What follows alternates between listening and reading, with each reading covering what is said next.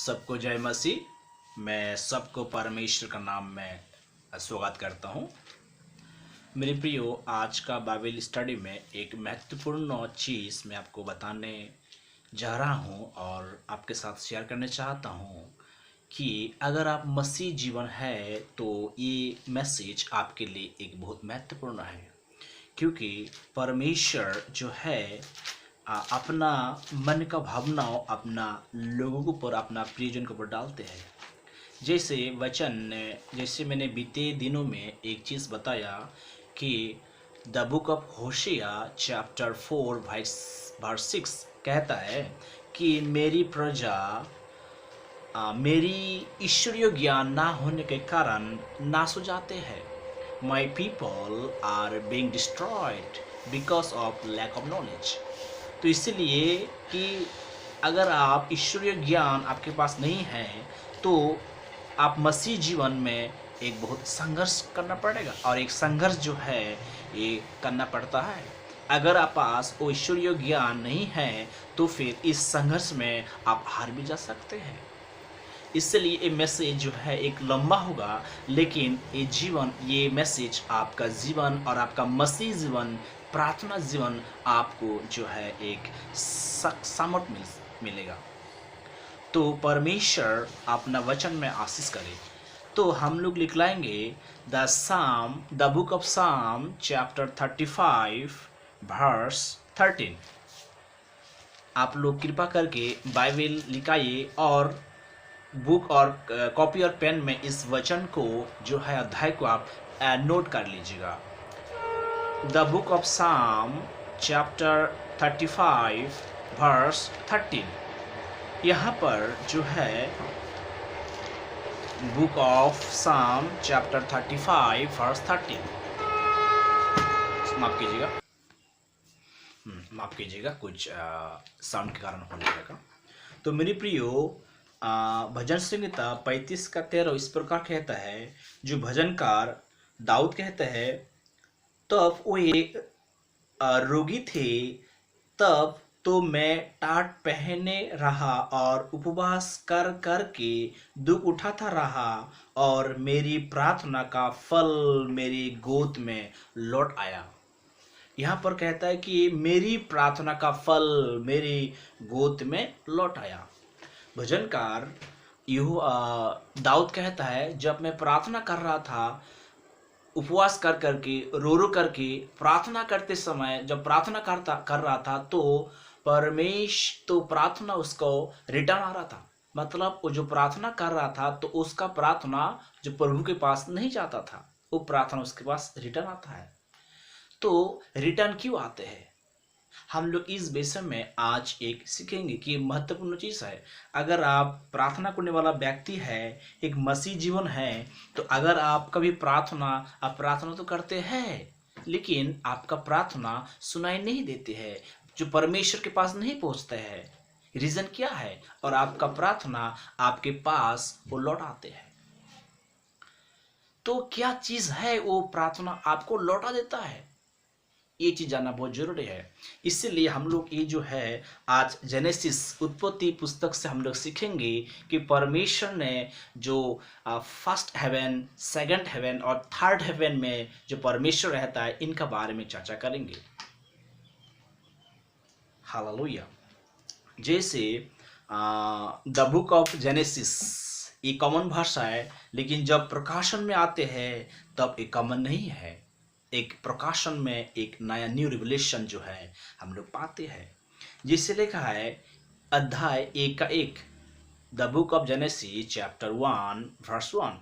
यहाँ पर कहता है इस प्रकार, आदि में परमेश्वर ने आकाश और पृथ्वी की सृष्टि की। अगर इसको हम लोग इंग्लिश में देखेंगे, in the beginning God created the heavens and the earth. Heavens मतलब स्वर्गियो, एक स्वर्ग नहीं। तो हिंदी भाषा में इसको आकाश कहा, स्वर्ग को जो है आकाश कहा, लेकिन यहाँ पर हेवेंस। अगर इसका हिब्रू भाषा में हेवेंस का अगर मीनिंग देखेंगे तो इसका मीनिंग है समाइन, SHAMA, समाइन, YIN, समाइन। इसका मीनिंग होता है डिफरेंट हाइट्स, विभिन्न प्रकार उच्चता। तो परमेश्वर ने सर्वप्रथम क्या बनाया? Heavens and earth, heavens. Okay. उसके बाद 2 में कहता है कि पृथ्वी बेडोल और सुनसान पड़े थी और गहरे जल के ऊपर अंधेरा था तथा परमेश्वर का आत्मा जल के ऊपर मंडलाता था। तो जब परमेश्वर ने सर्प और पृथ्वी बनाया तो पृथ्वी में उसे बेडोल था और परमेश्वर का आत्मा उसमें जो है घूम रहा था। तब 3 में कहता है, तब परमेश्वर ने कहा उजियाला हो, तो उजियाला हो गया। और परमेश्वर ने देखा कि उजियाला अच्छा है, तो उजियाला को जो है दिन कहा और अंधकार को रात कहा। इस तरह से जो है परमेश्वर ने बनाया। इस बार प्रकाशन प्रभु ने यह देता है कि पृथ्वी बेडोल था और पानी से जो है वो उस समय पृथ्वी भरा हुआ था। कैसा? हम लोग 6 में पढ़ेंगे। देखा है कि फिर परमेश्वर ने कहा जल के बीच एक ऐसा अंतर हो कि जल 2 भाग हो जाए। तब परमेश्वर ने एक अंतर करके उसके नीचे के जल और उसके ऊपर के जल को अलग अलग किया और वैसा ही हुआ। मेरे प्रियो, इस प्रकाशन में देखेंगे कि जब धरती बेडोल था तो इस धरती, जो उस समय का धरती पूरा जो है पानी से भरा हुआ था, तो परमेश्वर ने कहा कि इस पानी का बीच में, जल का बीच में एक अंतर हो। तो जो बीच वो क्या किया? परमेश्वर ने कहा कि कुछ पार्ट पानी का, कुछ पार्ट ऊपर चला जाए और कुछ पार्ट जो धरती के पास आ जाए। जैसे आज हम लोग देखते हैं कि आसमान में जो बादल है, ये भी एक जो पानी है, पानी का पार्ट है। तो परमेश्वर जो पानी का कुछ पार्ट बादल का आकार में रख दिया और कुछ पार्ट जो है धरती में। ये जो फाका है, जो गैप है, इसको परमेश्वर ने हेवेंस कहा। तो ये जो हेवेंस है, ये फर्स्ट हेवन। बाइबल भाषा में इसको हेवन, स्वर्ग कहता है, लेकिन हम लोग इसको हेवन नहीं कहेंगे, हम लोग इसको कहेंगे वातावरण, एटमॉस्फेयर, जहां पर आप और हम और पेड़ पौधा और पक्षियां और बहुत सारे प्राणी रहता है, राइट। और इस जगह में परमेश्वर ने इस एटमॉस्फेयर, जो आकाश जो कहा, इसको अगर देखेंगे, हम लोग जानते हैं कि नासा एक दुनिया में विख्यात एक साइंटिफिक संस्था है। वहाँ पर इस वातावरण का मीनिंग क्या है? वातावरण का कहता है कि यहाँ पर मोलिक्यूल से भरा हुआ है। वातावरण कुछ नहीं है वरन मोलिक्यूल से उसका समष्टि है, समूह है, जहाँ हम लोग इस माइक्रोस्कोप में देख पाते हैं। और परमेश्वर ने इस जो आकाश का नीचे जो वातावरण है, इसमें मनुष्य को रहने के लिए अलाउ किया और इसमें मनुष्य को फ्री विल दिया कि अपना मर्जी से जीवन सोचना और जीना परमेश्वर ने दिया। और इस फर्स्ट स्वर्ग में, इस वातावरण में शैतान का भी अधिकार रखने का अधिकार है। वो भी इस जगह में मनुष्य को सोच को कंट्रोल में ला सकता है। परमेश्वर ने उसको भी अधिकार दिया। तो मेरे प्रियो, अभी ये चीज जानना है। और तब क्या हम लोग देखते हैं 9 में, फिर परमेश्वर ने कहा आकाश के नीचे का जल एक स्थान में इकट्ठा हो जाए और सूखी भूमि दिखाई दे। वैसा ही हुआ। 10 में कहता है परमेश्वर ने सूखी भूमि को पृथ्वी कहा तथा जल इकट्ठा हुआ उसको उसने समुद्र कहा और परमेश्वर ने देखा कि वो अच्छा है। तो जो जल ऊपर में चला गया वो बादल का आकार में रह गया और जो जल नीचे है वो प्रभु कहा कि समुद्र में उबार जाए। तो जो भूमि सुखाई दिया, जो सूखी भूमि दिखाई दिया, वो पृथ्वी कहा और ऐसा ही हुआ। तो इस एटमॉस्फेयर में मनुष्य को फ्री विल रखने का परमेश्वर ने अधिकार दिया और इसमें दुष्ट आत्मा, जो अंधकार का शक्ति का भी रहने का यहाँ पर जो है अधिकार है, यह परमेश्वर ने अधिकार दिया। इस बार हम लोग देखेंगे चैप्टर 14। यहाँ से जो एक नया प्रकाशन परमेश्वर ने हम लोग को देते हैं। कैसे? फिर परमेश्वर ने कहा दिन को रात से अलग करने के लिए आकाश के अंदर में ज्योतियां हो और वे चिन्हों और नियत समयों और दिनों और वर्षा के कारण हो। और 15, और वे ज्योतियां आकाश के अंदर में पृथ्वी पर प्रकाश देने वाली भी ठहरे और वैसे ही हो गया। तब परमेश्वर ने दो बड़ी ज्योतियां बनाई, उनमें से एक बड़ी ज्योति को दिन पर प्रभुता करने के लिए और छोटी ज्योति को रात पर प्रभुता करने के लिए बनाया, और तारागण भी बनाया। परमेश्वर ने उनको आकाश के अंतर में इसलिए रखा कि वे पृथ्वी पर प्रकाश दे। तो इसमें ये प्रकाश आते हैं। तो जिस एटमॉस्फेयर जो बाइबल का भाषा में फर्स्ट सर कहता है, इसके ऊपर जो है जो आसमान में जो उसको सेकंड हेवन कहता है, जहां पर सूर्य चंद्रमा जो अंतरिक्ष अभियान जो हम लोग जो साइंटिस्ट जाते हैं, तो वो आउटर स्पेस कहता है। तो इसमें जहां पर परमेश्वर ने सूर्य चंद्र और बहुत सारा तारन को जो बनाया और रखा, तो परमेश्वर उस जगह को जो है वो मध्य आकाश, जिसको हम लोग सेकंड हेवन का नाम में जानते हैं और बाइबल बताते हैं। इसमें इसका प्रकाशन में अगर हम लोग देखेंगे व्यवस्था विवरण, the book of Deuteronomy chapter 17 verse 3, अगर आपके पास बाइबल है जरूर इसको नोट कीजिएगा, और ये आपका जीवन में एक नया मोड़ लेके आएगा इस वचन में। जैसे the book of Deuteronomy chapter 17 verse 3, इस वचन इस प्रकार कहते हैं कि मेरी आज्ञा उल्लंघन करके पढ़ाए देवताओं की या सूर्य या चंद्रमा या आकाश के गणों में से किसी की उपासना की हो या उनके दंडवत क्या हो। मेरे प्रियो, इस मध्य आकाश में रहने वाले सूर्य चंद्रमा जो है परमेश्वर ने इस चीज सब की उपासना करने मना किया। लेकिन आज हम लोग देखते हैं इस संसार का बहुत सारा जातियाँ जो है सूर्य को चंद्रमा को पूजा करता है, और मध्य आकाश में रहने वाले जो तनान अंधकार का सत्ता को भी पूजा करते हैं। लेकिन परमेश्वर ने इन चीज को दंडवत करने मना किया, क्योंकि परमेश्वर जो है, जब सृष्टिकर्ता को आप जान लेते हैं तो उसका सृष्टि को आप पूजा नहीं करेंगे। जब लोग सृष्टिकर्ता को नहीं जानते हैं तो उसका सृष्टि को पूजा करते हैं।